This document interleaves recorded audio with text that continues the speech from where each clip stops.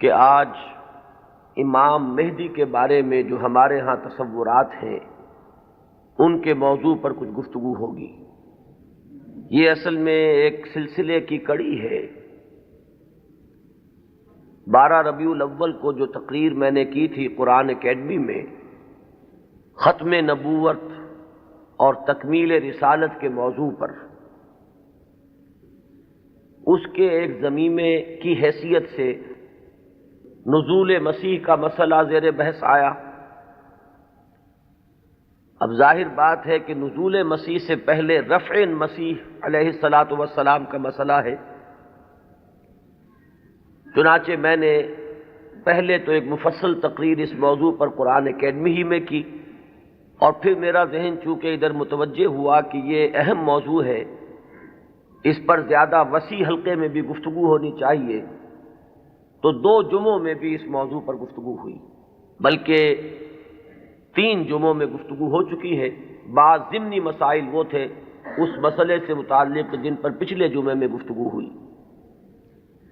اب آج اسی ضمن میں چونکہ ایک مسئلہ جنہیں عام طور پر امام مہدی کہا جاتا ہے ان کا بھی ہے، اور اس کا تعلق اس پہلو سے بھی ہے کہ آن جہانی غلام احمد قادیانی نے جہاں مسیح موعود ہونے کا دعویٰ کیا وہاں مہدی معہود ہونے کا دعویٰ بھی کیا، اور ایک نہایت ضعیف روایت کا سہارا لے کر کہ لا مہدی الا عیسیٰ، انہوں نے اپنی ذات میں ان دونوں وعدوں کو جمع کر لیا کہ جن احادیث میں حضرت مسیح علیہ السلام کے نزول کی خبر دی گئی ہے وہ بھی مسیح عیسیٰ ابن مریم نہیں بلکہ مسیل مسیح وہ میں ہوں، اور جن احادیث میں امام مہدی کے بارے میں اخبار ہیں وہاں بھی در حقیقت جس شخصیت کے ظہور کی پیشن گوئی کی گئی ہے وہ میں ہی ہوں۔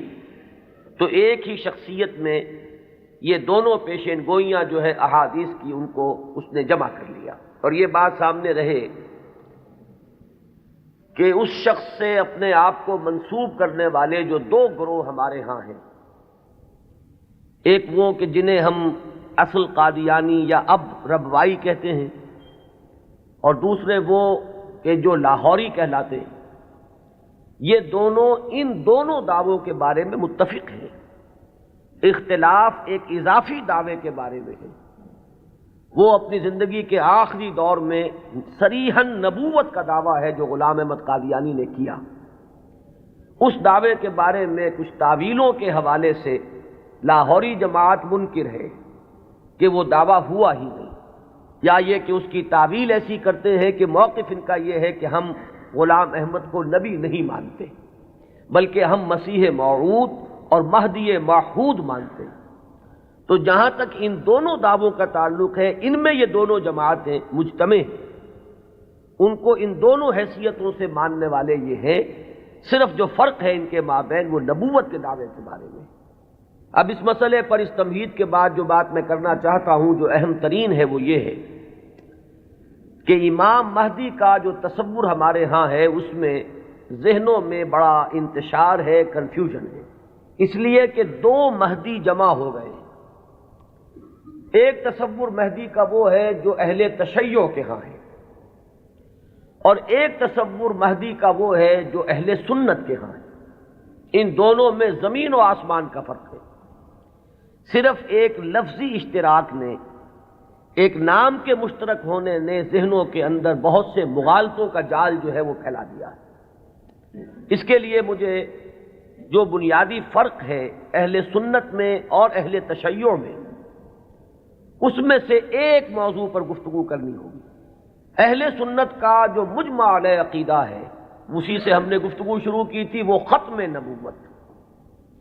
نبی اکرم صلی اللہ علیہ وسلم پر ہر نوع کی نبوت ختم ہو چکی، آپ کے بعد کوئی نبی نہیں ہے، نہ کوئی ذلی ہے، نہ بروزی ہے، نہ جزوی ہے، نہ کلی ہے، نہ صاحب شریعت ہے، نہ بغیر شریعت ہے، نہ صاحب کتاب ہے، نہ بغیر کتاب۔ نبوت کی بنیاد ہے وحی نبوت پر، اور وحی نبوت کا دروازہ بند ہو چکا، یہ کھڑکی ہمیشہ ہمیش کے لیے بند ہو۔ اسی ضمن میں نبوت کا خاصہ ہم مانتے ہیں عصمت، معصوم ہونے۔ معصومیت جو ہے یہ خاصہ نبوت ہے اہل سنت کے نزدیک۔ جب نبوت ختم ہوئی تو معصومیت بھی ختم ہوئی۔ اب خطا کا امکان ہے، اجتہاد کا دروازہ ہے، کھلا ہے، کوشش کرو، محنت کرو، صحیح سے صحیح رائے تک پہنچنے کے لیے ایڑی چوٹی کا زور لگاؤ، کتاب و سنت کے جو محکمات ہیں، جو اس کی اساسات ہیں، اس سے استدلال کرتے ہوئے، استنباط کرتے ہوئے نتائج تک خود پہنچو، یہ اجتہاد ہے۔ اس اجتہاد میں جہاں ثواب کا امکان ہے، خطا کا بھی۔ ثواب یہاں سے والا ثواب نہیں، صاد والا ثواب، جس سے آپ بولتے صائب الرائے، وہ شخص کہ جس کی رائے صحیح ہوتی ہے۔ تو ثواب کا بھی امکان ہے کہ صحیح رائے تک انسان پہنچ جائے، اور خطا کا بھی احتمال ہے۔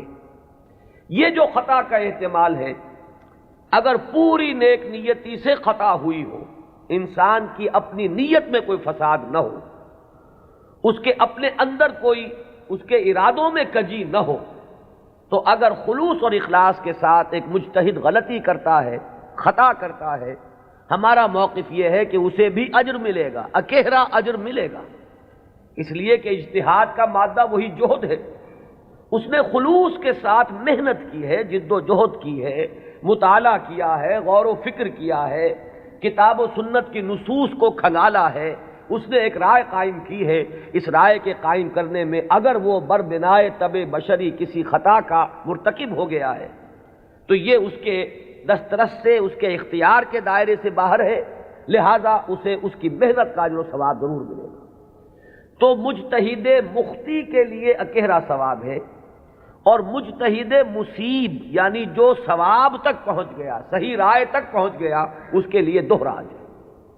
یہ معاملہ میں نے اس سے پہلے بھی ایک مرتبہ عرض کیا تھا کہ ہمارے ہاں اتنا قطعی ہے کہ ہمارے نزدیک حضرت ابو بکر بھی معصوم نہیں ہے، حالانکہ بالاتفاق وہ سب سے افضل ہے پوری نوع انسانی میں انبیاء کے بعد، افضل البشر بعد الانبیاء بالتحقیق، صرف اس امت میں نہیں، کل نوع انسانی میں۔ جیسے کہ محمد الرسول اللہ صلی اللہ علیہ وسلم تمام انبیاء سے، تمام رسولوں سے افضل ہیں، اسی طرح آپ کی امت کے جو صدیق اکبر ہیں وہ تمام امتوں کے صدیقین سے افضل ہیں۔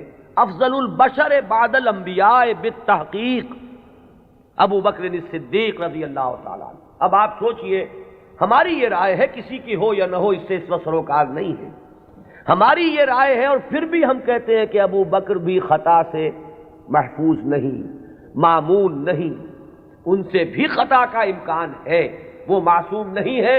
عصمت جو ہے وہ خاصہ نبوت ہے، وہ محمد کے ساتھ ختم ہو گئی صلی اللہ علیہ وسلم۔ ابو بکر سے خطا ہو سکتی ہے، عمر سے ہو سکتی ہے، عثمان سے ہو سکتی ہے، علی سے ہو سکتی ہے، ہر شخص سے ہو سکتی ہے۔ اگر ان چار سے ہو سکتی ہے تو بقیہ پوری نوع انسانی تا قیام قیامت جو آنے والی ہے ان میں کوئی ان سے افضل نہیں ہو سکتا، بات ختم۔ لیکن اہل تشیع کا عقیدہ یہ ہے کہ نبوت کا دروازہ تو بند ہوا ہے، لیکن اس کے بعد امامت معصومہ کا ایک سلسلہ چل رہا ہے، اور یہ امامت معصومہ اہل بیت میں ہے۔ نبی اکرم صلی اللہ علیہ وسلم کی جو اولاد حضرت فاطمہ رضی اللہ تعالی عنہا سے چلی ہے، یہ اس میں امامت معصومہ کا ایک سلسلہ ہے کہ جو چل رہا ہے۔ تو آپ اچھی طرح جان لیجئے کہ ہمارے نقطہ نگاہ سے تو وہ بھی ایک جزوی نبوت ہو گئی، جہاں خاصہ عصمت آ گیا، نبوت کا ایک جز آ گیا۔ تو ہمارے اور ان کے درمیان جو سب سے اہم اختلاف ہے یہ کہ صحابہ میں افضل کون ہے، یہ معاملہ تو کچھ لوگوں کے اپنے ذوق کا بھی ہو سکتا ہے، مزاج اور افتاد کا بھی ہو سکتا ہے۔ ظاہر بات ہے کہ پسند ناپسند پر تو انسان کو اختیار بھی نہیں ہو سکتا۔ میں نے کئی مرتبہ عرض کیا کہ ایک ہی پودا ہے گلاب کا، اس پر پھول کھلے ہوئے ہیں، آپ کو کوئی ایک پھول زیادہ پسند آیا، آپ نے اس کو لے لیا، اور آپ بتا بھی نہیں سکیں گے کہ اس میں آخر سبب کیا ہے، آپ نے دوسرے پھولوں کو چھوڑ کر اسے کیوں منتخب کیا۔ تو یہ معاملہ اتنا بنیادی نہیں ہے، اگرچہ ہمارے نزدیک صحابہ کرام میں افضلیت کا ایک پیٹرن ہے اور وہ معین ہے، کہ پوری امت میں افضل ترین 4 خلفاء ہیں، اور ان میں ترتیب فضیلت جو ہے وہ ترتیب خلافت کے مطابق ہے۔ ابو بکر ہیں، عمر ہیں، عثمان ہیں، پھر علی۔ ان کے بعد وہ 6 ہیں عشرہ مبشرہ میں سے، ان کے بعد اصحاب بدر ہیں، ان کے بعد اصحاب شجرہ ہیں، ان کے بعد تمام صحابہ ہیں، اور ان کے بعد پھر اب سلسلہ جو ہے وہ چلتا جائے گا۔ آگے بات میرٹ پر ہوگی، شخصی میرٹ پر، لیکن یہاں جو ہے معاملہ شخصی میرٹ کا نہیں ہے، یہاں تو معاملہ جو ہے معین ہے کہ یہ سیڑھیاں ہیں۔ تو یہ ہے ہمارا ایک موقف، لیکن میں پھر بھی عرض کروں گا کہ اس کو میں کوئی اہم عقیدے کی بات نہیں کہتا، یہ ایک ذوق کا معاملہ بھی ہو سکتا ہے۔ یہاں تک کہ امام الہند حضرت شاہ ولی اللہ دہلوی رحمۃ اللہ علیہ نے ایک بڑی عجیب بات لکھی۔ وہ یہ لکھتے ہیں کہ اگر میری طبیعت کو اس کے آزاد رجحان پر چھوڑ دیا جائے تو وہ فضیلت علی کی طرف زیادہ مائل ہے۔ کتنی سچی بات کہی ہے کہ میرے ذاتی رجحان کو، میری طبیعت کو، ایک ہے میرا ذوق، اگر اسے آزاد چھوڑ دیا جائے تو وہ کچھ فضیلت علی کی طرف زیادہ اس کا رجحان ہے، وہ زیادہ قائل ہے، لیکن مجھے حکم ہوا ہے کہ میں فضیلت کا اقرار کروں ابو بکر اور عمر اور عثمان کی۔ اب یہ ہے مقام، یہ جامعیت ہے، یہ توازن ہے۔ لہذا میں عرض کروں گا کہ اس مسئلے کو میں پھر بھی ثانوی کہوں گا، دوسرے درجے میں، لیکن یہ جو بنیادی بات ہے یہ بہت بڑا اختلاف ہے، اور ہمارے اعتبار سے تو در حقیقت یہ ایک جزوی نبوت ہے کہ جس کے قائل ہیں ہمارے یہ بھائی جو اپنے آپ کو اہل تشیع کہتے ہیں۔ بہرحال ان کا بھی آگے سلسلہ، یہ عام معلومات کے لیے بھی بات ہے کہ ذہنوں میں رہنی چاہیے، ہمیں اکثر و بیشتر بڑی بنیادی باتیں بھی اپنی تاریخ کی معلوم نہیں۔ ہم چونکہ سنی ہیں، سنیوں کے اختلافات تو ہم خوب جانتے ہیں، لیکن یہ کہ اہل تشیع میں اختلاف آگے کیا ہوئے ہیں اکثر و بیشتر ہمارے علم میں نہیں ہے۔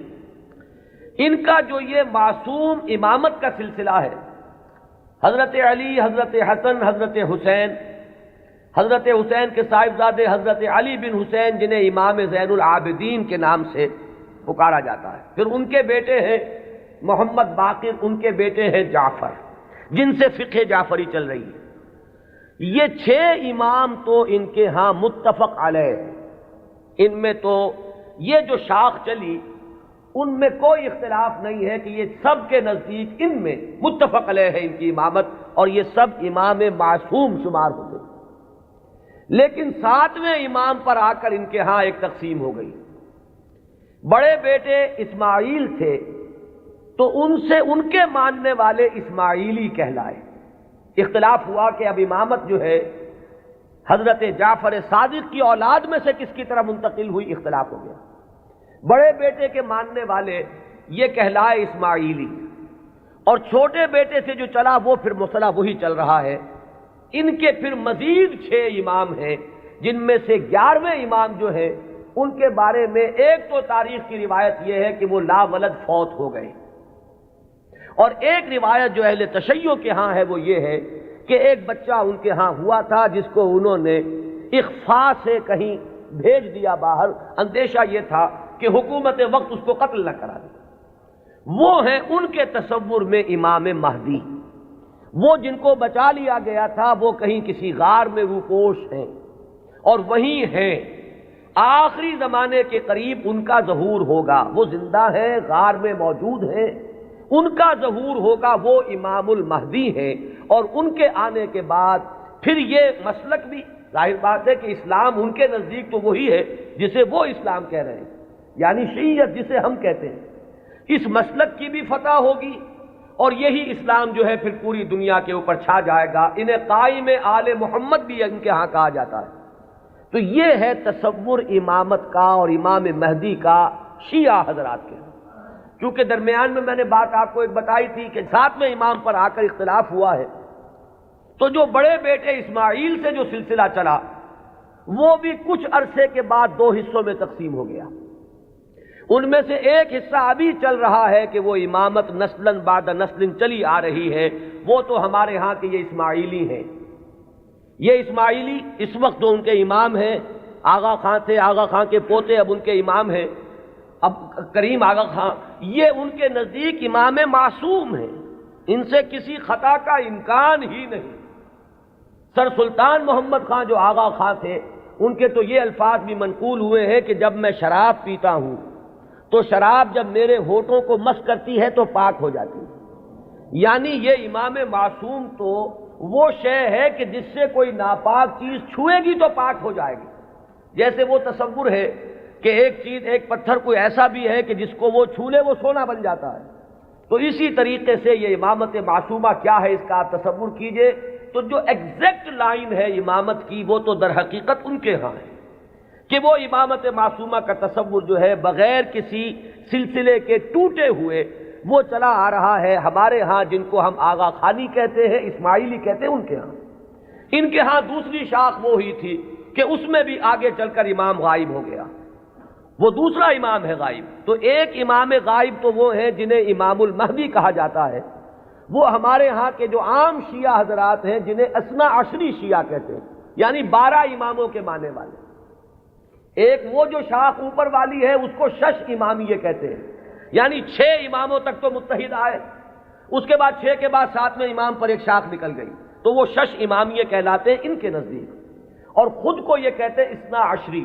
لہذا کسی بھی شیعہ دوست سے اگر بات ہو، آپ شیعہ کہیں گے تو وہ کچھ برا مانے گا، چپ ہو رہے، آپ سے احتجاج نہ کرے تو بات اور ہوگی، لیکن یہ کہ اگر آپ ان سے مہذب انداز میں سوال کرنا چاہیں تو آپ کا سوال یہ ہونا چاہیے کہ کیا آپ اثنا عشری ہیں؟ یہ لفظ وہ ہے جو خود اپنے لیے اختیار کرتے ہیں۔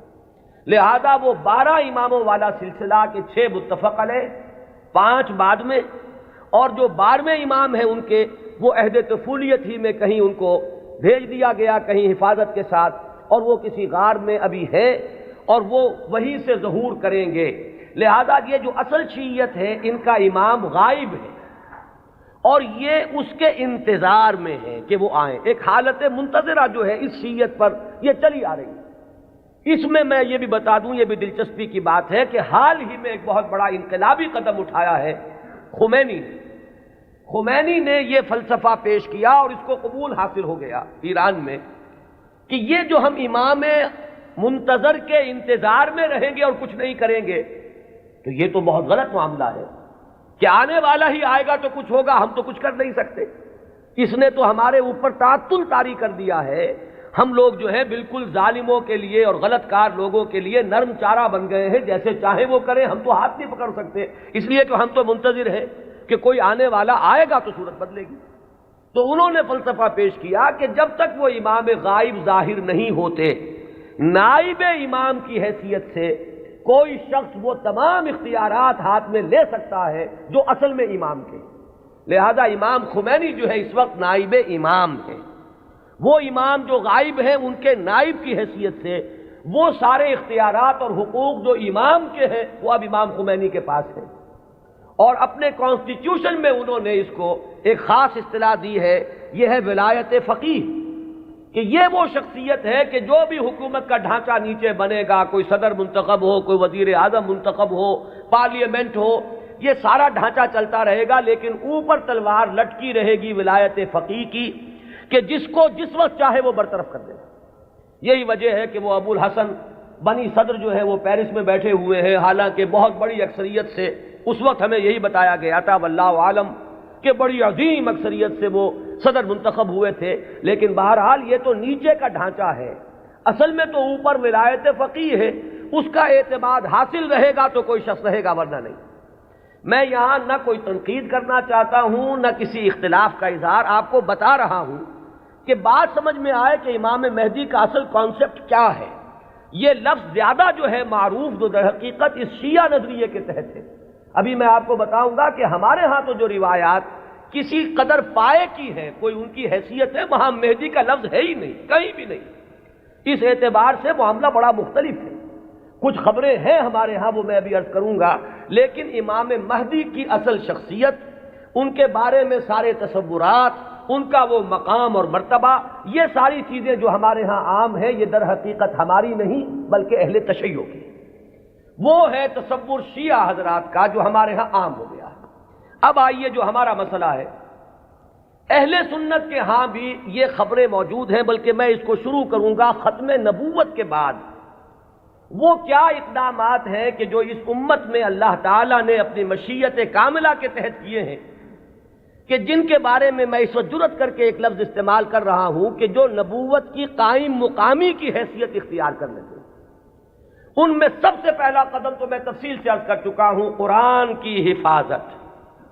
اللہ تعالیٰ نے ذمہ لیا، انا نحن نزلنا الذکر وانا لہ لحافظون، ہم نے ہی اس ذکر کو نازل کیا ہے اور ہم ہی اس کے محافظ۔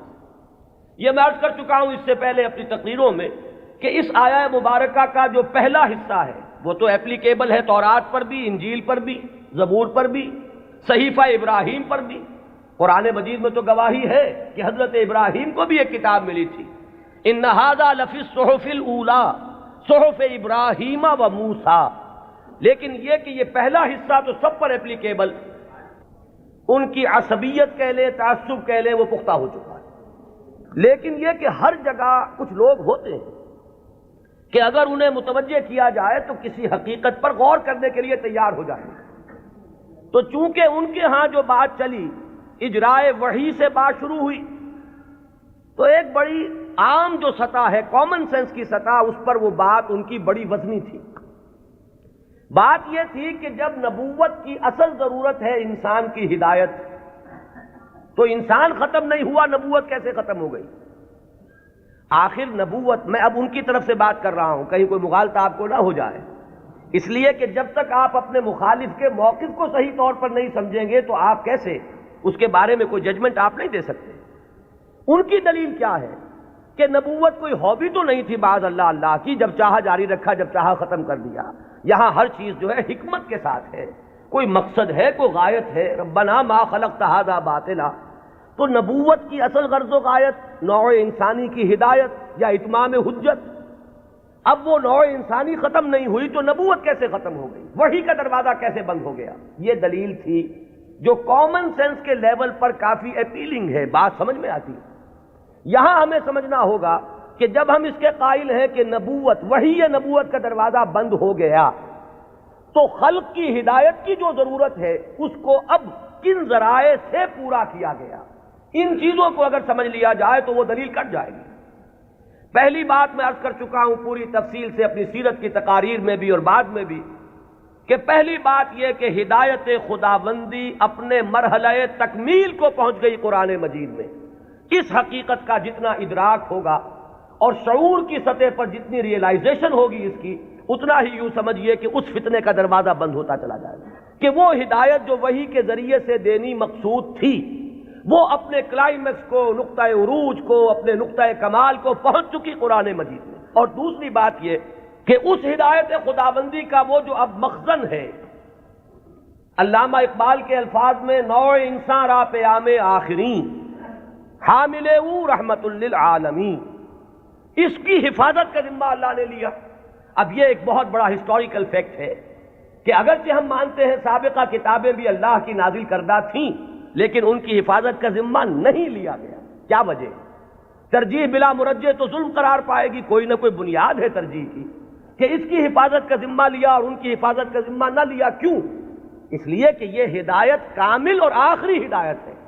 اگر یہ بھی گم ہو جائے تو پھر تو یا تو اس کھڑکی کو کھولیے، وہی نبوت کا دروازہ پھر کھلنا چاہیے، ورنہ یہ ہے کہ اگر یہ محفوظ ہے تو پھر کوئی منطقی ضرورت اور عقلی ضرورت اس کھڑکی کے کھولنے کی نہیں۔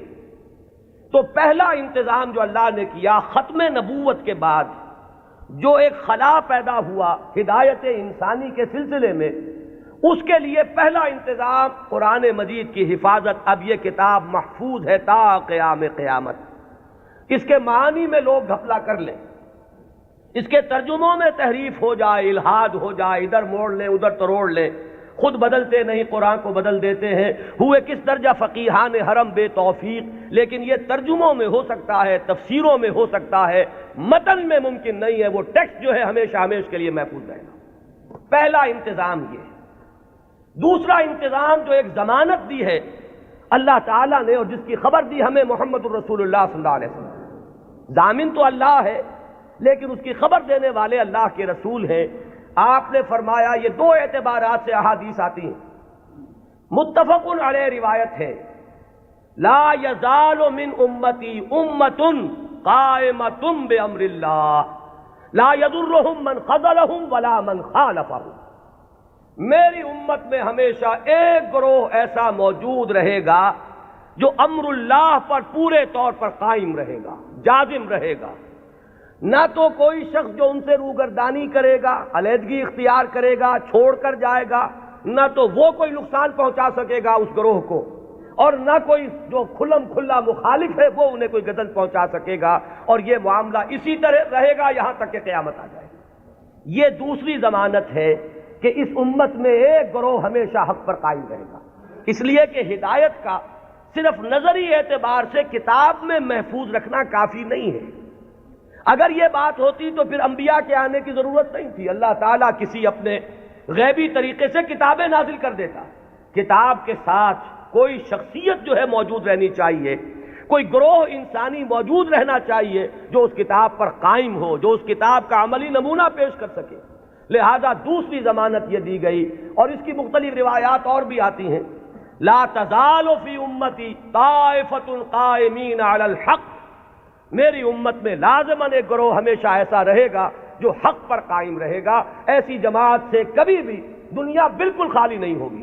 یہ ضمانت میں پھر عرض کر رہا ہوں کس کی ہے؟ اللہ کی. یہ در حقیقت اسی ضرورت کو پوری کرنے کا اہتمام ہو رہا ہے جو ختم نبوت کے بعد جو بھی خلا پیدا ہوا ہدایت انسانی کے اعتبار سے، اس کا جو پر کیا جانا ہے وہ ان چیزوں سے. یہی بات آپ کو ملے گی منفی اسلوب میں بھی. یہ تو مثبت ہے. منفی طور پر حضور نے فرمایا کہ میری امت کبھی گمراہی پر جمع نہیں ہوگی. لا تجمع امتی علی الضلالہ. اگر تو کبھی ایسا ہو جائے پوری امت محمد صلی اللہ علیہ وسلم گمراہی پر جمع ہو جائے تو نفی ہو جائے گی اس قول کی کہ میری امت میں ہمیشہ ایک گروہ حق پر قائم رہے گا، قائمین علی الحق. تو بات ایک ہی ہے، ایک اس کا مثبت انداز ہے اور ایک اس کا منفی پہلو ہے کہ لا تجمع امتی علی الضلالہ. میری امت کبھی بھی گمراہی پر جمع نہیں.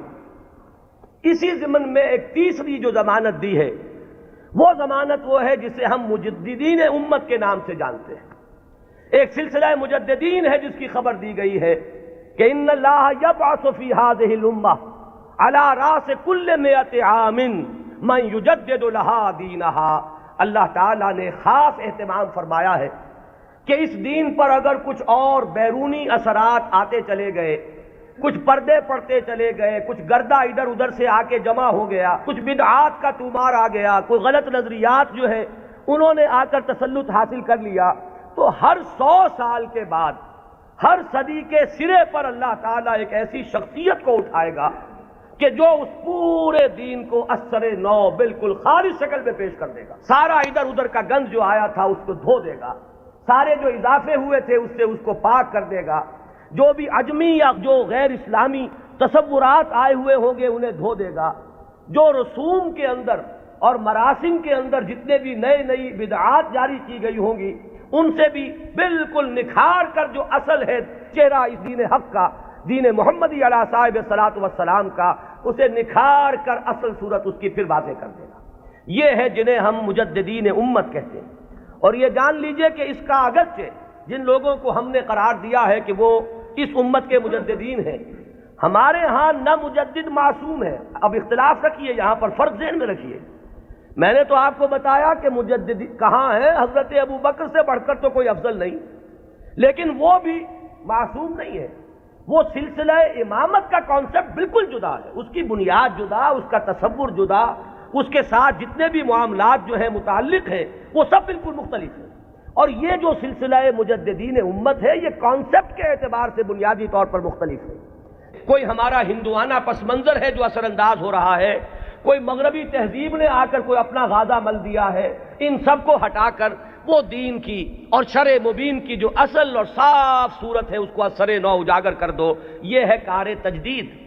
ہم نے کوشش کی ہے اور اس میں اختلاف ہو سکتا ہے کہ ایک گروہ جو ہے وہ کسی کو مجدد سمجھ رہا ہو، ایک گروہ کسی اور کو مجدد سمجھ رہا ہو.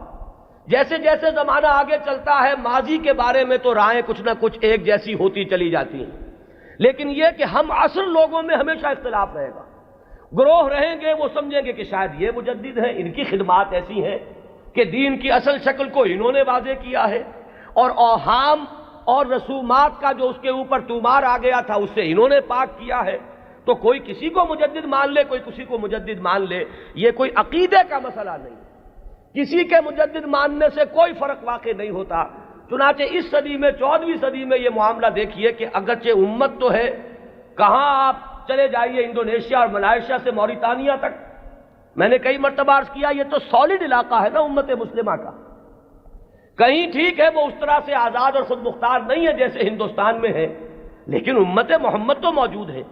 اور جو ان آفیشل ایسٹیمیٹس ہیں اس کے اعتبار سے اس وقت بھارت میں 15 کروڑ مسلمان ہیں، 12 کروڑ سے کم تو کسی نے نہیں مانا۔ جو بڑے بڑے سنجیدہ لوگ ہیں، جو کسی طرح کے مبالغے اور کسی قسم کی سیاسی کوئی مبالغے کے اندر آنے والے نہیں ہیں، انہوں نے بھی کہا کہ 12 کروڑ سے تو کوئی سوال ہی نہیں ہے کہ مسلمان کم ہو، البتہ یہ کہ لوگوں کا اندازہ 15 کروڑ تک جا رہا ہے۔ تو امت وہاں سے وہاں تک پھیلی ہوئی ہے۔ اب ان میں کتنے مجددین پیدا ہوئے ہوں گے، کتنے خادمین دین پیدا ہوئے ہوں گے، کتنے لوگوں نے محنتیں کی ہوں گی۔ ایک ہی وقت میں وہاں حسن بننا ہے مصر میں، یہاں مولانا مودودی بھی ہیں، یہاں مولانا الیاس صاحب بھی ہیں، یہاں مولانا اشرف علی تھانوی بھی ہیں، یہاں مولانا رشید احمد گنگوہی بھی ہیں، اور بھی بہت سے لوگ ہیں جن کے بارے میں کسی کو کسی کے بارے میں، کسی کو کسی کے بارے میں خیال ہو سکتا ہے۔ یہ تو در حقیقت فیصلہ ہوا کرتا ہے 2-3 صدیوں کے بعد، پھر جا کر زیادہ انسان آبجیکٹیولی اندازہ کر سکتا ہے کہ کس کی کیا کنٹریبیوشن ہے۔ وہ وقتی قسم کے جو تصورات ہوتے ہیں، کچھ عصبیتیں ہوتی ہیں، کچھ تعصبات ہوتے ہیں، کچھ گروہی قسم کے اثرات ذہنوں پر ہوتے ہیں، تو وقتی طور پر تو فیصلہ کرنا بہت مشکل ہوتا ہے، یہ بعد میں آتا ہے۔ یہی وجہ ہے کہ ابتدائی مجددین کے بارے میں تو ہمارے ہاں تقریباً کنسنسس ہے، اب اتفاق رائے ہے کہ فلاں مجدد، فلاں مجدد، فلاں مجدد، فلاں مجدد۔ آگے چل کر تو اختلاف ہو جائے گا۔ ہمارے ہاں جو بریلوی بھائی ہمارے ہیں وہ مولانا احمد رضا خان بریلوی کو اس دور کا مجدد کہتے ہیں۔ دیوبندی حضرات میں بھی میں نے 2 گروہ پائے ہیں، ایک وہ جو مولانا رشید احمد گنگوہی کو اس صدی کا مجدد سمجھتے ہیں، اور ایک جو مولانا اشرف علی تھانوی کو اس صدی کا مجدد سمجھتے ہیں۔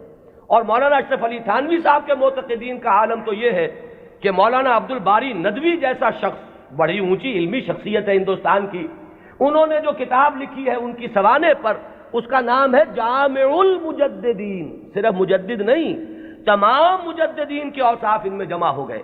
بہرحال یہ محبت اور عقیدت، کسی سے تعلق خاطر، یہ اس کے اثرات ہیں کہ جو فوری طور پر ہوتے ہیں۔ اسی طریقے سے چاہے مودودی صاحب نے ہرگز اس کا دعویٰ نہیں کیا، میں خود گواہ ہوں اس کا، میں ان کے ساتھ رہا ہوں، لیکن ہو سکتا ہے اور میں سمجھتا ہوں کہ بہت سے ان کے ماننے والوں کے ذہن میں ہے یہ بات کہ اس صدی کے اصل مجدد وہ تھے۔ یا مولانا الیاس صاحب رحمۃ اللہ علیہ کے بارے میں تو میں یہ ان کے عقیدت مندوں میں اس سے بہت آگے بات سمجھتا ہوں۔ وہ تو چونکہ کچھ روحانیت کا میدان بھی ہے تبلیغی جماعت میں، تو وہاں جو غلو ہے عقیدت کا وہ تو اس سے کہیں بڑھ کر ہے۔ تو یہ ساری چیزیں میں صرف اس لیے عرض کر رہا ہوں کہ اس میں کسی گھبرانے کی بات نہیں ہے، اس لیے کہ مجددیت جو ہے ہمارے ہاں کوئی ایسا منصب نہیں ہے کہ جس کو ماننے یا نہ ماننے سے کوئی ہمارے ایمان و اسلام میں فرق آتا ہو۔ اگر غلام احمد قادیانی کو صرف مجدد مانا گیا ہوتا کبھی تکفیر نہ ہوتی۔ اب ہمارے یہ لاہوری بھائی جو ہیں جب اپنے مدافعت پہ آتے ہیں تو وہ کہتے ہیں کہ ہم تو صرف مجدد مانتے ہیں۔ ایک زمانے میں میں اسی وجہ سے اس بات کا قائل رہا کہ قادیانیوں کی تکفیر تو درست ہے، لیکن ان کے بارے میں ہمیں توقف کرنا چاہیے، اس لیے کہ یہ تو نبی نہیں مان رہے، لیکن ثابت یہ ہوا ہے کہ اس شخص نے نبوت کا دعویٰ کیا۔ اب کوئی شخص انکار کرے تو بات اور ہے، اور کم سے کم یہ کہ مسیح موعود مانتے ہیں اور وہ مہدی موعود مانتے ہیں، ان دونوں چیزوں کو انہوں نے جمع کر دیا، اور دعویٰ جو ہے اس کا ثابت ہے کہ اس نے نبوت کا دعویٰ کیا، لہذا ان کے انکار سے انہیں کوئی ریلیف نہیں مل سکتا۔ بہرحال جو بات میں عرض کر رہا تھا وہ یہ کہ ہمارا جو یہ تصور مجدد ہے اس کو ذہن میں رکھیے۔ تو اب اس سے آگے بحث کو بڑھائیے۔ جیسے سلسلہ نبوت و رسالت اپنے ارتقائی مراحل طے کر کے مقام عروج پر، کلائمیکس پر، درجہ کمال پر پہنچا محمد الرسول اللہ صلی اللہ علیہ وسلم کی ذات مقدسہ میں، اسی طرح بالکل منطقی طور پر سمجھیے کہ اب یہ مجددین امت کا سلسلہ بھی قیامت سے پہلے اپنے ایک تکمیلی مرحلے کو پہنچے گا، اور وہ تکمیلی مرحلہ کیا ہے کہ اس امت کی ایک ایسی تجدید ہوگی، اس دین کی ایک اتنی مکمل تجدید ہوگی، وہ دین کہ جسے اب پوری دنیا کا دین بننا ہے، جس کی خبر دی ہے محمد الرسول اللہ صلی اللہ علیہ وسلم نے۔ تو وہ اخبار و احادیث ہمیں ملتی ہیں کہ جن میں حضور نے یہ خبر دی ہے کہ قیامت سے قبل اور قرب قیامت کے زمانے میں میری امت میں ایک شخص ایسا پیدا ہوگا کہ جو اس دین کو دنیا میں غالب کرے گا، جو اس کے لیے پھر اثر نو ایک جد و جہد کرے گا۔ ظاہر بات ہے کہ وہ سلسلہ مجددین ہی کی آخری کڑی، اس لیے کہ قیامت کے سلسلے میں بات ہو رہی ہے قیامت سے پہلے ایک ایسی عظیم شخصیت جو ہے مسلمانوں میں پیدا ہوگی، وہ سلسلہ مجددین امت کا یوں سمجھیے کہ مقام عروج ہے، وہ اس کا کلائمیکس ہوگا، وہ اس کا تکمیلی درجہ ہوگا۔ اس ضمن میں جو احادیث آتی ہیں ان کو ہم دو بڑے بڑے گروہوں میں تقسیم کر سکتے ہیں۔ پہلی بات تو یہ جانیے کہ کوئی حدیث اس بارے میں سند کے اعتبار سے اتنی قوی نہیں ہے کہ امام بخاری رحمت اللہ علیہ نے جو اپنا معیار بنایا تھا قبول روایت کا اس پر پوری اتر جائے۔ سب سے کڑا معیار امام بخاری کا ہے۔ یہی وجہ ہے کہ یہ کہا گیا ہے کہ اصح الکتب بعد کتاب اللہ صحیح البخاری۔ حدیثوں کی جان پھٹک، کس روایت کو قبول کریں گے کس کو نہیں کریں گے، ہر محدث نے اپنے کچھ شرائط بنا لی، ایک پیمانہ بنا لیا۔ یوں سمجھیے جیسے یہ بجری جہاں کرشرز لگے ہوتے ہیں اور اس کے بعد وہ کرش سٹون جو ہے وہ کنویئر بیلٹ پر آتا ہے اور مختلف سائز کی چھلنیاں لگی ہوتی ہیں۔ کوئی چھوٹے سائز کی چھلنی ہے، اس میں سے چھوٹے چھوٹے پتھر جو ہے وہ نکل جائیں گے، اس سے آگے چل کر اور چونکہ گریڈنگ کرنی ہے کہ آدھے انچ سے کم چاہیے بجری تو یہ اس چھلنی میں سے نکل گئی، وہ لے جائیے۔ پھر اس کے بعد آپ کو چاہیے آدھے انچ سے لے کر 1 انچ تک تو اگلی چھلنی ہے، وہ اس میں سے نکلیں گے، اس سے آگے اور بڑھتا چلا جائے گا، گریڈنگ ہو جائے گی اس میں۔ تو محدثین نے گریڈنگ قائم کی ہے اپنے معیار میں، اور ٹاپ کا معیار جو ہے سب سے باریک چھلنی جو لگائی ہے وہ ہے در حقیقت امام بخاری رحمت اللہ علیہ کی۔ لہذا اس معیار پر جو حدیث آ گئی تو ہم یہ کہتے ہیں کہ اب سند کے اعتبار سے تو کلام نہیں، وہ جو معاملہ ہے تو اس سطح پر کوئی حدیث بھی نہ مہدی کے نام کے ساتھ نہ بغیر نام کے، ہمارے ہاں صحیح بخاری میں کوئی روایت موجود نہیں ہے اس ضمن میں۔ یہ تو پہلی بات ہے جسے نوٹ کر لیجئے، یعنی سند کے اعتبار سے ٹاپ کے درجے پر تو کوئی حدیث نہیں۔ اس کے بعد نمبر 2 جنہیں ہم صحیحین میں بریکٹ کرتے ہیں، امام بخاری کے ساتھ امام مسلم کی صحیح، یہ بریکٹ ہو کر صحیحین، یہ ذرا ایک دائرہ بن گیا۔ امام مسلم کے شرائط بھی تقریباً وہی ہیں اگرچہ تھوڑے سے کم۔ اس پر ایک روایت آئی صرف، اور اس روایت میں کہیں مہدی کا نام نہیں ہے، صرف اتنی خبر ہے کہ آخری زمانے میں قیامت سے قبل اللہ تعالیٰ ایک ایسی شخصیت کو ظاہر کرے گا، اور خاص طور پر اس کا جو ذکر ہے وہ یہ ہے کہ اس وقت زمانے میں اتنی خوشحالی ہو جائے گی، مسلمانوں کے ہاں اتنی دولت جمع ہوگی کہ وہ لپیں بھر بھر کر لوگوں کو تقسیم کرے گا اور دولت ختم نہیں ہوگی۔ یہ ایک عمومی خوشحالی کا، جیسے خلافت راشدہ کے بارے میں ہم کہتے ہیں کہ لوگ اپنی زکوٰۃ اور صدقات لے کر گھومتے تھے اور کوئی لینے والا نہیں تھا، تو اسی طرح کی برکات کا کوئی ظہور ہونے والا ہے، صرف اس کی خبر دی ہے حضور نے، اور وہ ایک عظیم شخصیت کے ذریعے سے ہوگا۔ اس میں کسی کا ذکر نہیں ہے، نام کیا ہوگا، اس کے والد کا نام کیا ہوگا، وہ کس قبیلے سے ہوگا، وہ کس نسل سے ہوگا، کسی کا کوئی ذکر نہیں۔ تو صحیحین کا تو معاملہ یہ ہے کہ صحیح بخاری میں سرے سے کوئی روایت نہیں، موضوع ہی موجود نہیں۔ جبکہ یہاں کنٹراسٹ کے لیے میں آپ کو بتا دوں، میں نے جو تقریریں کی ہیں حضرت عیسیٰ کے نزول کے بارے میں علیہ الصلاۃ والسلام، وہ روایات جو ہیں وہ صحیحین کی ہیں، وہ متفق علیہ ہیں، وہ بخاری میں بھی ہے مسلم میں بھی ہے۔ لہذا زمین و آسمان کا فرق ہے۔ ان دونوں کو ہمارے ذہنوں میں عام طور پر جو بھی تصورات سنی سنائی باتوں سے ہمارے ذہنوں میں بن گئے ہیں، تو تقریباً ان دونوں کو ہم وزن ہم نے کیا ہوا ہے، بہت فرق ہے۔ حضرت مسیح علیہ السلام کے نزول کی خبریں اور اس کی پیشین گوئیاں اور اس کی احادیث بہت قوی ہیں سند کے اعتبار سے۔ اکثر و بیشتر روایات اس میں وہ ہیں کہ جو متفق علیہ ہے، کہ صحیح بخاری میں بھی ہے، صحیح مسلم میں بھی ہے۔ جبکہ یہ جو تصور ہے، ایک کانسیپٹ جو ہے امام المہدی کا، وہ میں بتا چکا ہوں اصلاً تو یہ ایک شیعی کانسیپٹ ہے۔ وہ سارے تصورات جو اس کے ساتھ ہیں وہ اہل تشیع کے ہیں، لیکن ہمارے ہاں اگر کوئی تصور ہے تو وہ تصور اول تو سند کے اعتبار سے اتنا قوی ہے ہی نہیں کہ شرائط بخاری پر پورا اترے، وہ تو بات نیچے آ گئی۔ اس سے نیچے جو روایت ملی صحیحین میں صرف ایک امام مسلم لائے ہیں، اور اس میں نہ کسی نام کا ذکر ہے، نہ تفصیلات ہیں، نہ کسی نسل کا ذکر ہے، کس قبیلے سے ہوگا، بس ایک عظیم شخصیت کا ظہور ہوگا۔ تو اس کو تو یوں سمجھیے کہ وہی سلسلہ مجددیت کا یہ نقطہ عروج ہے، یہ اس کا تکمیلی مرحلہ ہے۔ البتہ جب ہم صحیحین سے نیچے اترتے ہیں تو اب بہت سی احادیث ملتی ہیں۔ ان احادیث کو بھی آپ دو خانوں میں اپنے ذہن میں رکھ لیجئے۔ ایک تو وہ احادیث ہے کہ جن میں ان کا نام مہدی مذکور ہے، اور اس سے بھی بہتر اور قوی تر احادیث وہ ہیں کہ جن میں نام نہیں ہے۔ پھر ان میں ایک اور فرق ہے، کہیں تو یہ بتایا گیا کہ وہ خاندان فاطمہ سے ہوگا رضی اللہ تعالی عنہ، میری عطرت سے، اہل بیت سے، من ولد فاطمہ کے الفاظ بھی بعض روایات میں ہیں۔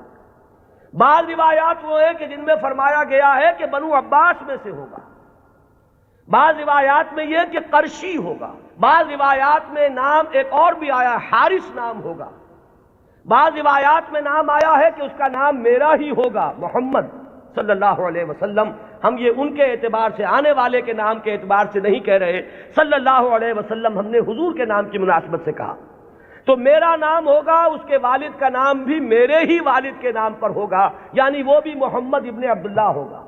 اور یہاں میں آپ کو ایک بات بتا دوں کہ یہ جو ابھی 2 سال قبل یا شاید اب تیسرا سال ہے، جو حادثہ ہوا تھا حرمین میں اور مسجد الحرام پر کچھ لوگوں نے قبضہ کیا تھا، مقابلہ ہوا، میں اس کی تفصیل میں نہیں جانا چاہتا کہ اس کے اسباب کیا تھے اور کیا ان لوگوں کا اصل موقف تھا اور وہ کیا کرنا چاہتے تھے، لیکن وہاں بھی ایک شخص نے اپنے مہدی ہونے کا اعلان کیا اور وہ محمد ابن عبداللہ ہی تھا۔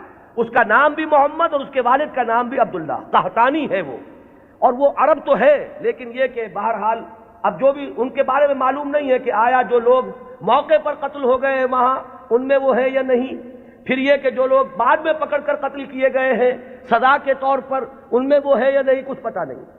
جو ان کا سب سے بڑا سرغنہ تھا اس کو تو بہرحال قتل کر دیا گیا ہے، لیکن جو اصل سرغنہ تھا وہ نہیں ہے، جس نے کہ دعویٰ کیا تھا کہ یہ مہدی ہے، جن کے بارے میں لوگوں نے کہا کہ ان سے بیعت کرو یہ مہدی ہے۔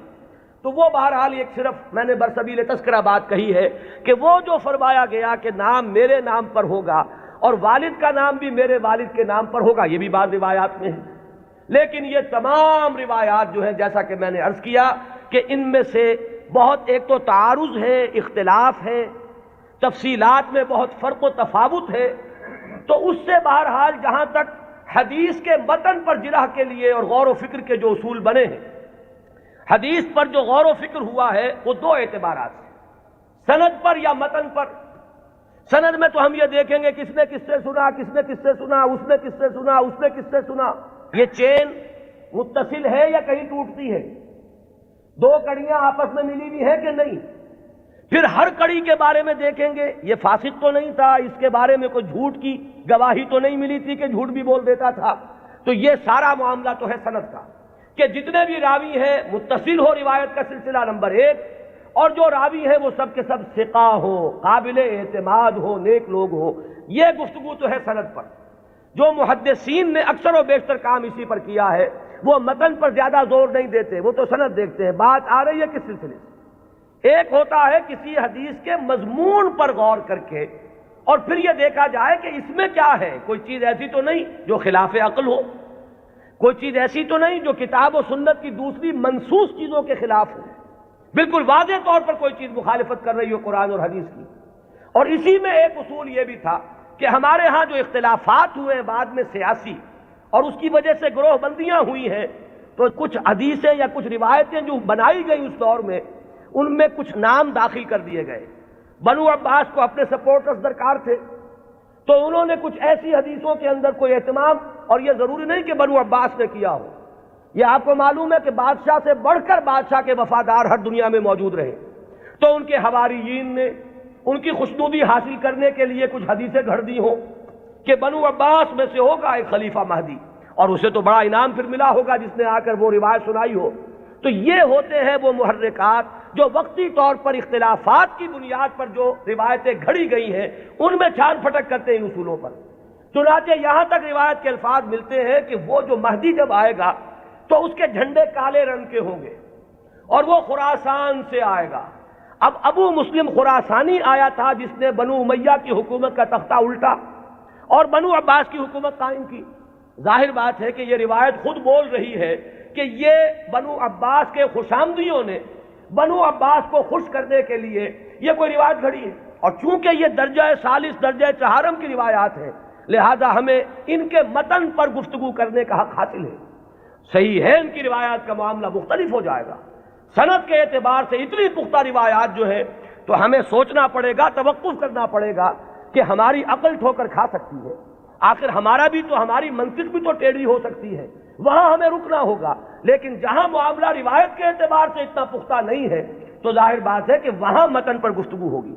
تو اکثر و بیشتر روایات تو اسی نوعیت کی ہیں کہ کہیں، چونکہ آپ کو معلوم ہوگا یہ ہماری تاریخ کا ایک عجیب واقعہ ہے، بنو امیہ کی حکومت کا تختہ الٹا بنو عباس نے، لیکن بنو عباس نے اس کے لیے جو مسلمانوں کو اپنے گرد جمع کرنے کے لیے نعرہ بلند کیا وہ تو تھا خاندان بنی ہاشم اور بنی فاطمہ، آل رسول، ان کا نعرہ لگایا۔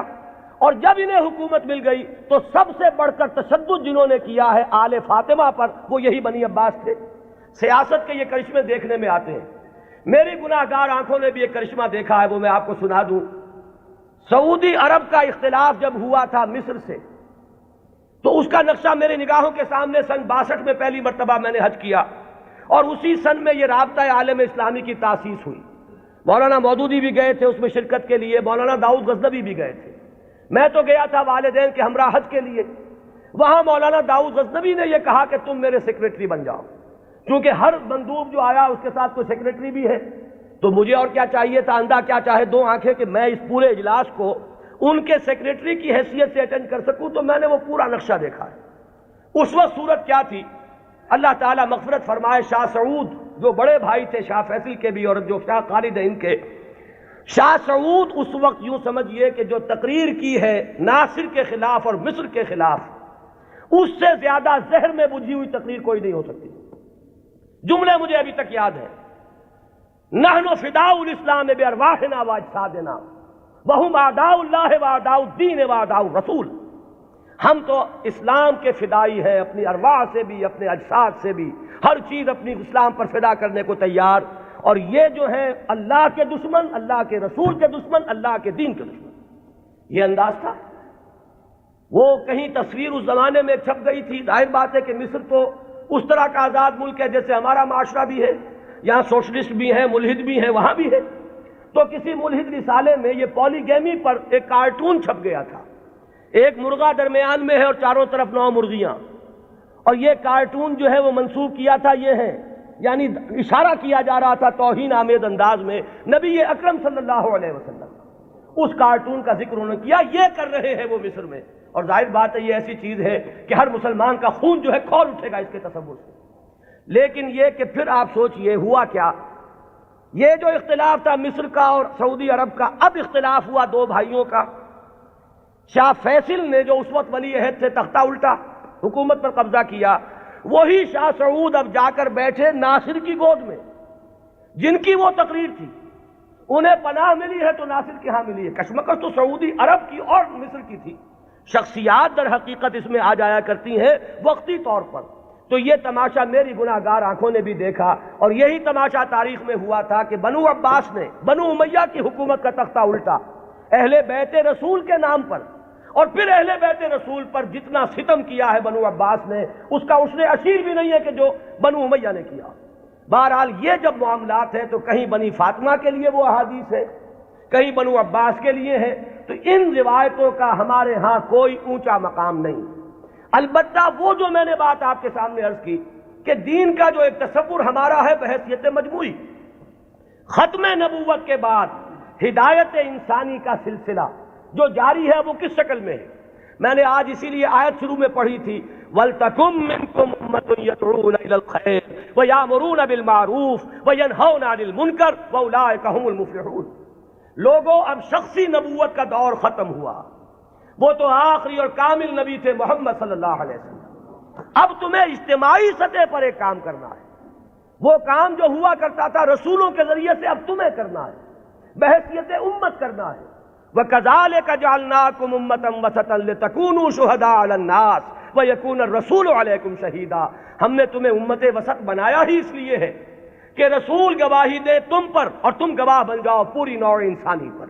یہی ہے فطرت کے مطابق، عقل کے مطابق، منطق کے مطابق کہ وہ جو سلسلہ ختم ہوا رسالت کا اور نبوت کا، در حقیقت اس کی جگہ اب اس امت نے لی ہے۔ اب یہ کلیکٹیو رسپانسبلٹی ہے پوری امت کی، اور امت بحیثیت مجموعی کنتم خیر امت اخرجت للناس تأمرون بالمعروف وتنہون عن المنکر وتؤمنون باللہ. اور اگر پوری امت سو جائے، پوری امت کو اپنی ذمہ داری کا احساس نہ رہے، پوری امت جو ہے کہیں گم ہو جائے، اپنا قافلہ جو ہے وہ راستہ بھول چکا ہو، تب کیا کریں؟ وَلْتَكُمْ مِنْكُمْ أُمَّةٌ يَدْعُونَ إِلَى الْخَيْرِ. تم میں سے ایک گروہ تو رہنا ہی چاہیے، ایک جماعت تو ایسی ہونی ہی چاہیے. کچھ لوگ تو رہے کہ دنیا جب دنیا کی طرف دوڑ رہی ہو تو وہ دین کے لیے اپنے آپ کو وقف کر دے. جب باقی لوگوں کی ایمبیشنز اور حوصلے اور ولولے ہوں دنیا کمانے کے، وہ ہر چیز کو تج کر صرف اللہ کے دین کی خدمت کا بیڑا اٹھا لیں. تو ایک گروہ، ایک جماعت تو رہنی ہی چاہیے. وَلْتَكُمْ مِنْكُمْ أُمَّةٌ يَدْعُونَ إِلَى الْخَيْرِ وَيَأْمُرُونَ بِالْمَعْرُوفِ وَيَنْهَوْنَ عَنِ الْمُنكَرِ وَأُولَٰئِكَ هُمُ الْمُفْلِحُونَ. اور جان لو کہ اصل فلاح کے حقدار وہی ہوں گے، انہی کو فلاح مل کر رہے گی. یہ ہے وہ قرآنی ہدایت جس کا اب میں نے جو بتایا آپ کو احادیث کے ذیل میں. تو پہلی بات تو یہ کہ قرآن کی حفاظت وہ قرآن سے ثابت، احادیث سے ثابت. دوسری بات یہ کہ ایسے ایک گروہ کا رہنا، اس کی ضمانت احادیث نے دے دی. لا تزال فی امتی طائفۃ قائمین علی الحق. میری امت میں ایک گروہ ہمیشہ رہے گا. اور یہ جان لیجئے یہ بھی ایک دلچسپ مسئلہ ہے. جو جماعتیں بنتی ہیں، جو گروہ اٹھتے ہیں اس کام کے لیے، ظاہر بات ہے وہ کسی شخصیت کے سہارے پر اٹھتے ہیں. یہ آپ کو اچھا لگے یا برا لگے. کچھ لوگ زیادہ آئیڈیلسٹ ہوتے ہیں، وہ شخصیت نہیں بلکہ زیادہ جو ہے وہ اجتماعیت میں بلیو کرنے والے ہیں. ان حضرات کی توجہ کے لیے کہہ رہا ہوں کہ کام ہمیشہ جب بھی آپ دیکھیں گے کسی شخص سے شروع ہوا ہے. کوئی شخص جس کا کہ ذکر میں ابھی کر چکا کہ ان اللہ یبعث فی ہذہ الامہ علی راس کل مئۃ عام من یبعث لہا دینہا. کوئی نہ کوئی شخص اٹھتا رہے گا کہ جو دین کو تمام جو باہر سے آئے ہوئے اثرات ہیں ان سے دھو کر اس کی صحیح شکل میں دنیا کے سامنے لے آئے گا. اب ظاہر بات ہے کہ وہ اکیلا تو نہیں ہوگا، اسی کی دعوت پر کچھ لوگ جمع ہوں گے. وہ پکارے گا من انصاری اللہ، میں یہ کام کا بیڑا اٹھا رہا ہوں، کون ہے جو میری مدد کرے؟ وہ جماعت وجود میں آئے گی. وہ ہے جماعت وَلْتَكُمْ مِنْكُمْ أُمَّةٌ يَدْعُونَ إِلَى الْخَيْرِ یا لَا تَزَالُ فِي أُمَّتِي طَائِفَةٌ قَائِمِينَ عَلَى الْحَقِّ. وہ جماعت ہوگی. اس کے بعد ہوتا کیا ہے حادثہ یہ بھی جان لیجئے، یہ بھی بہت مرتبہ ریپیٹ ہو چکا ہے. وہ جو گروہ، وہ جماعت جب ذرا آگے بات چلتی ہے تو وہ شخصیت جو ہے وہ بت بن جاتا ہے. اس کی محبت جو ہے وہ عقیدت میں بدل جاتی ہے. عقیدت شخصیت پرستی کا روپ دھارتی ہے. پھر اس کے ارد گرد اس کا نام لے کر جو لوگ اٹھتے ہیں وہ اپنی دنیا کو کمانے کا ذریعہ اس شخص کو بناتے ہیں. اس کا نام بیچتے ہیں، اس کی محبت بیچتے ہیں. وہ جو اقبال نے کہا یہی شیخ حرم ہے جو چرا کر بیچ کھاتا ہے، یہی ہے گلی میں بوزرو دلقے اویسو چادر زہرا. یہ جو لوگ بیچتے ہیں تو اپنے مصلحت کے لیے بیچتے ہیں، اس شخصیت کے لیے نہیں. اس نے ایک کام کیا، مسلمانوں کے دلوں کا وہ تارا بن گئی، آنکھوں کا تارا بن گئی وہ شخصیت. ظاہر بات ہے محبت پیدا ہوتی ہے. یہ بھی احادیث ملتی ہے کہ اللہ تعالیٰ جب کسی انسان سے، بندے سے محبت کرتا ہے تو وہ فرشتوں سے کہتا ہے میں فلاں بندے سے محبت کرتا ہوں، تم بھی محبت کرو. اس کے بعد اس کی محبت جو ہے خلق خدا کے دل میں ڈال دی جاتی ہے.